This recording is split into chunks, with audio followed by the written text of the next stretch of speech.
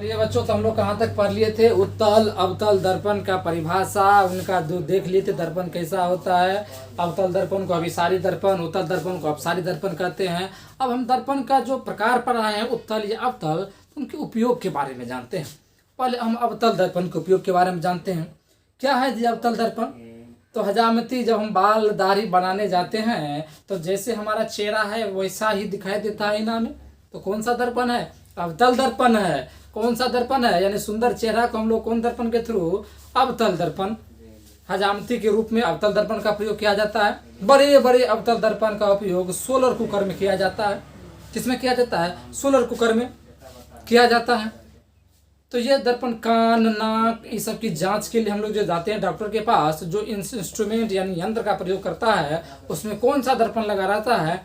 अवतल दर्पण लगा रहता है। तो अवतल दर्पण के उपयोग को हम जानते हैं कि what is the uses of the concave mirror, यानी अवतल दर्पण के उपयोग। और भी है, देखिए पूछा जाता है अवतल दर्पण का उपयोग। अवतल दर्पण का उपयोग तो पहला क्या है? हजामती के रूप में इसका इस्तेमाल करते हैं। बाल दाढ़ी बनाने जाते हैं तो जो ऐनक का इस्तेमाल वो सब करता है, वो दैट इज कनकेव मिरर। हजामती के रूप में इसका उपयोग करते हैं। हजामती के रूप में इसका उपयोग किया जाता है। दूसरा उपयोग क्या कहेंगे? बड़े बड़े अवतल दर्पण का प्रयोग सोलर कुकर में। जो समानांतर प्रकाश की किरणें आती हैं उनको एक जगह जाके फोकस पर प्रकाशित करती है, फोकस पर रोकने का काम करती है अवतल दर्पण। बड़े बड़े अवतल दर्पण का उपयोग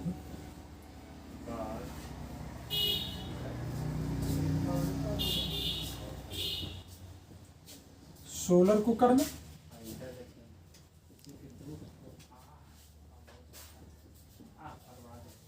कान, नाक, आँख इत्यादि की जांच के लिए जब हम डॉक्टर साहब के पास जाते हैं तो कौन दर्पण का इस्तेमाल करते हैं?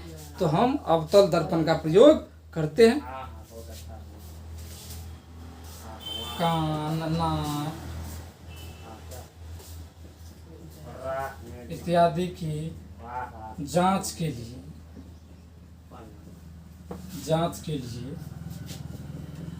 अवतल दर्पण का प्रयोग किया जाता है।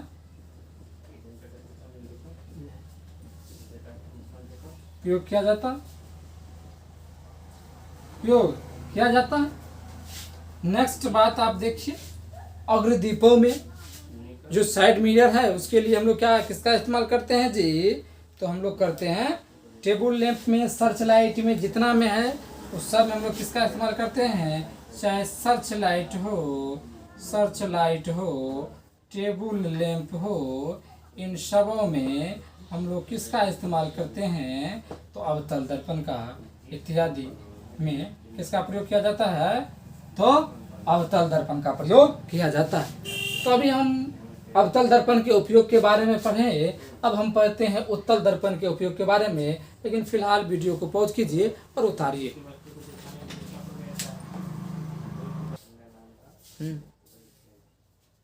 चलिए अब हम आते हैं, कपड़ा कहाँ गया थे? अब हम आते हैं उत्तल दर्पण के उपयोग के बारे में पढ़ते हैं।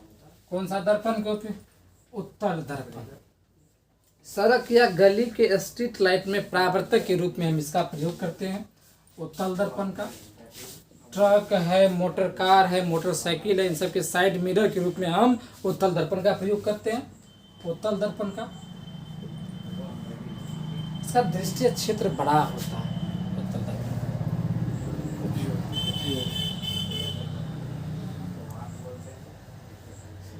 सड़क या गली के गली में स्ट्रीट लाइट जो लगाते हैं, स्ट्रीट लाइट में परावर्तक के रूप में इसका उपयोग किया जाता है। परावर्तक के रूप में इसका उपयोग करते हैं। दूसरा क्या बोले अभी? मोटर कार हो, मोटरसाइकिल हो, कार, ट्रक हो में साइड मिरर के रूप में, साइड मिरर के रूप में इसका इस्तेमाल करते हैं। तो ये सारी यूजेज है कन्वेक्स मिरर का। तो अभी तक हम लोग क्या पढ़े कि उत्तल और अवतल दर्पण के उपयोग के बारे में पढ़ लिए।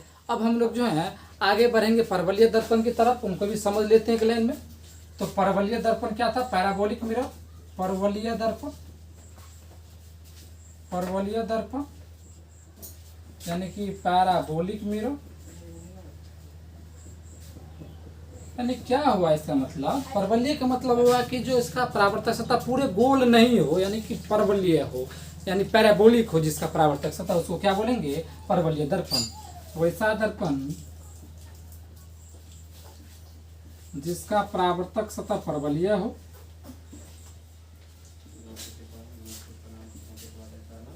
जिसका परावर्तक सतह परवलयिक हो,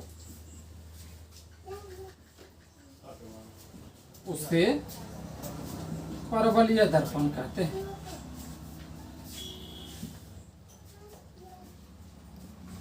दर्पण कहते हैं, पूरा गोल नहीं होना चाहिए। देखिए परवलयिक दर्पण, ये हो गया आपका परवलयिक दर्पण। यानी एवं प्रकार से हम तीनों दर्पण, उत्तल, अवतल, फिर समतल दर्पण द्वारा जो भी कहानी था, बना था, इन सारे चीज़ों के ऊपर ये परवलयिक दर्पण में पूछा नहीं जाता है, लेकिन आपको लिखाने का जो काम था हमने लिखवा रखा है। इस प्रकार से आप वीडियो को पॉज कीजिए और सारी चीज़ों को उतारिए, फिर हम आगे नेक्स्ट टॉपिक की तरफ बढ़ेंगे।